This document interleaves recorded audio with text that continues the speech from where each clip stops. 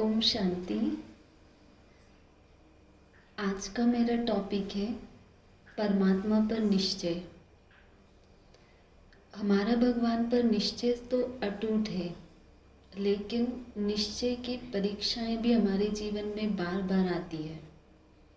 जैसे भी वर्तमान समय में हम सभी देख रहे हैं, चारों तरफ कोरोना महामारी फैली हुई है, जिससे हर एक आत्मा बहुत ज़्यादा उलझन में उलझी हुई है। तो उसी उलझन को पार करने के लिए परमात्मा में संपूर्ण 100% निश्चय होना चाहिए।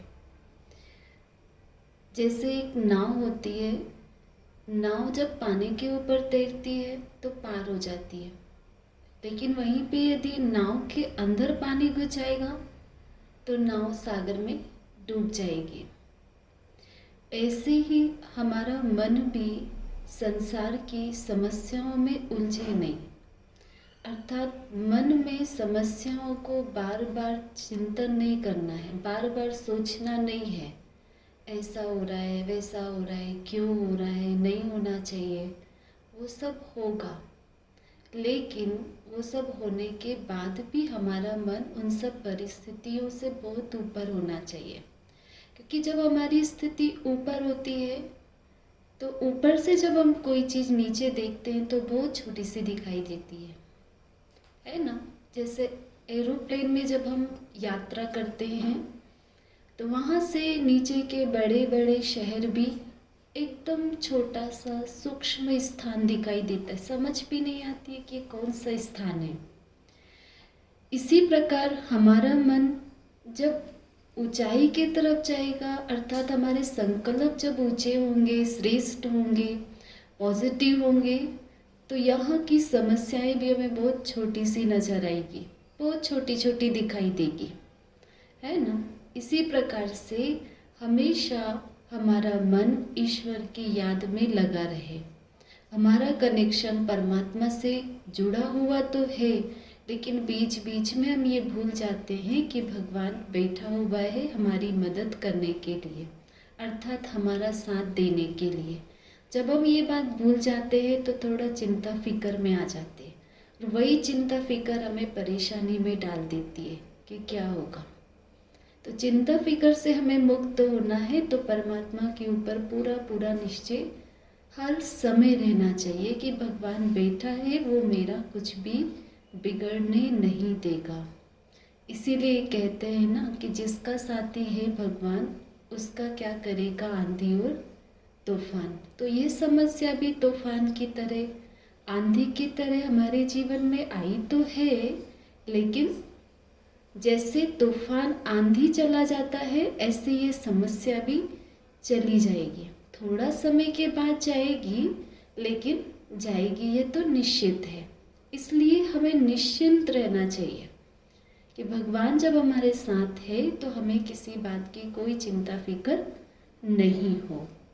जब हमारी स्थिति निश्चिंतता की होगी तभी हम किसी और आत्मा को ये विश्वास दिला पाएंगे कि ये जो हमारे जीवन में इतना बड़ा पेपर आया है, समस्या आई है, उससे हम मुक्त हो सकते। हम खुद ही परेशान रहेंगे, हम खुद ही नेगेटिव संकल्प चलाते रहेंगे, व्यर्थ का सोचते रहेंगे, तो हम किसी अन्य आत्मा को इन चीज़ों से फ्री नहीं कर पाएंगे।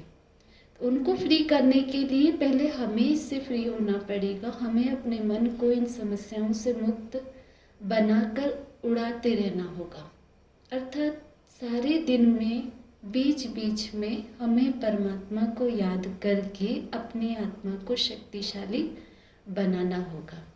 जैसे आज के समय में हम अपने तन को तो तंदुरुस्त रख रहे हैं, एक्सरसाइज के द्वारा, आयुर्वेदिक दवाई के द्वारा, जो भी उपचार बता रहे हैं वो सब हम कर रहे हैं, लेकिन तन के साथ साथ मन को भी शक्तिशाली बनाना उतना ही आवश्यक है जितना हमारे तन को शक्तिशाली बनाना हम आवश्यक समझ रहे हैं।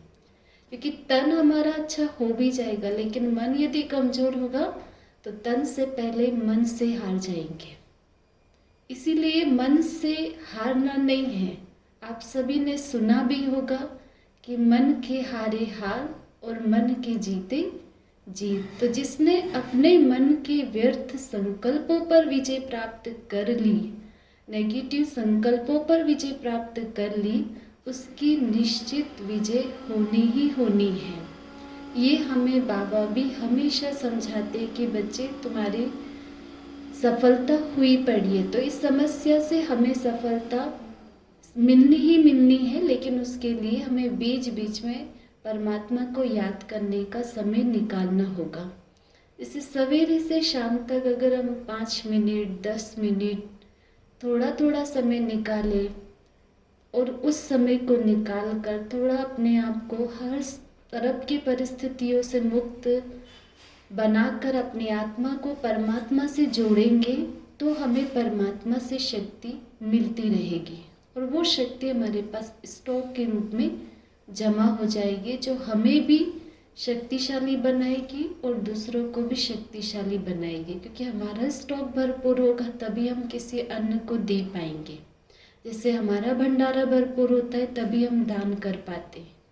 तो इस समय हमारे मन को शक्तियों से भरपूर करना है, तभी हम दूसरों को शक्तियों का दान कर सकते हैं।